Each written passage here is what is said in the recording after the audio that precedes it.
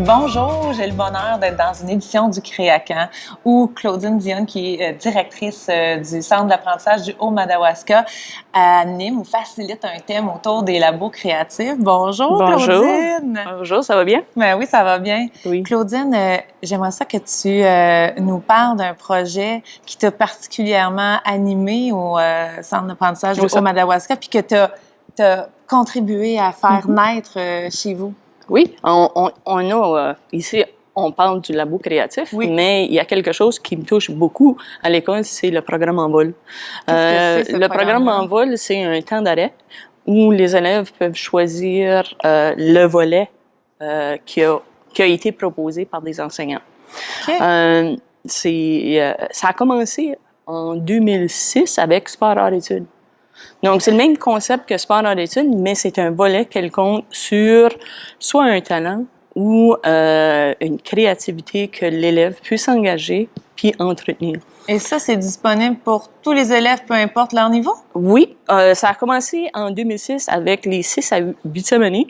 Donc, on est rendu en 2018. Tous les élèves participent au programme en vol, mais à un différent niveau. Maternelle à 2, à chaque 3 ou 4 semaines, ils alternent dans différents volets. Ça peut être au niveau sportif, artistique, académique, et ainsi de suite, mais ils vont toucher tous les volets.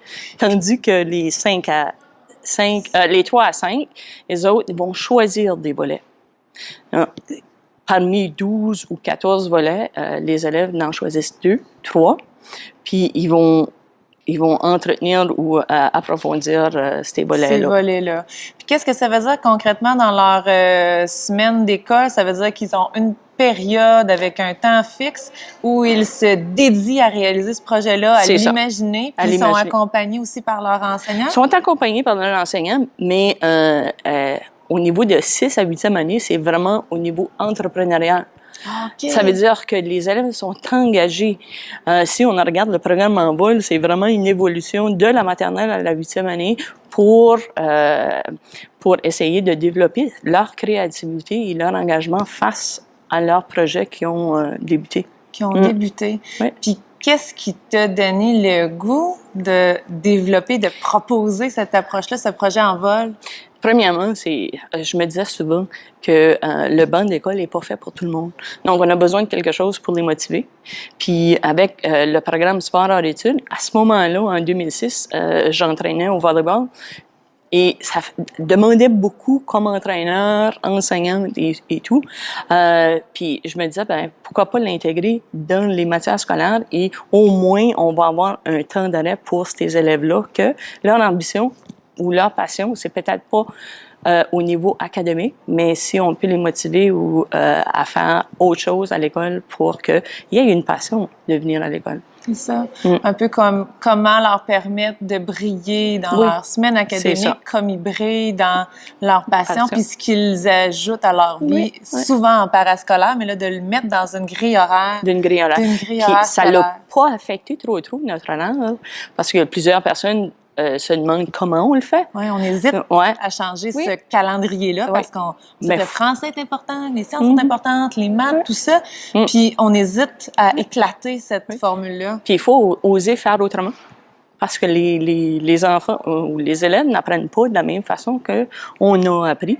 Puis je crois que vraiment, si on peut leur toucher le sentiment d'appartenance, les élèves vont revenir puis ils vont être dans un milieu où ils y appartiennent puis plus propice au niveau d'apprentissage. C'est ça. Puis un sentiment d'appartenance, c'est si fort quand ça vient justement de leurs intérêts, de leur passion, d'une idée qui a jailli d'eux-mêmes. C'est ça.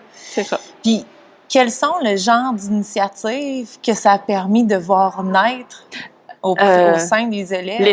L'échange entre l'école et la communauté. Oui. Dans les dernières années, on a vu des programmes ressortir comme le bénévole.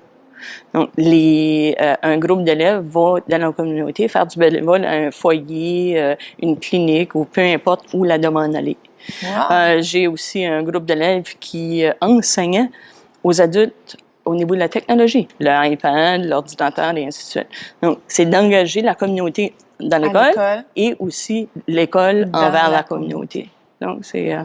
c'est cet aspect-là. Puis comment est-ce que ça s'opérationnalise? Est-ce que les enseignants, dans le fond, accompagnent les jeunes dans les milieux, dans la communauté où ils ont choisi de faire du bénévolat, par exemple? Oui, on a toujours une enseignante par volet qui est responsable, mais c'est vraiment les élèves qui s'engagent, qui gèrent et préparent leur volet quelconque. Là. Wow! Ouais. Oui. Vraiment, bravo, Claudine, d'avoir mis sur pied ce projet-là en vol. Et puis, je vous souhaite encore de belles éditions de votre colloque qui est très connu. Très connu, oui. Claire, merci!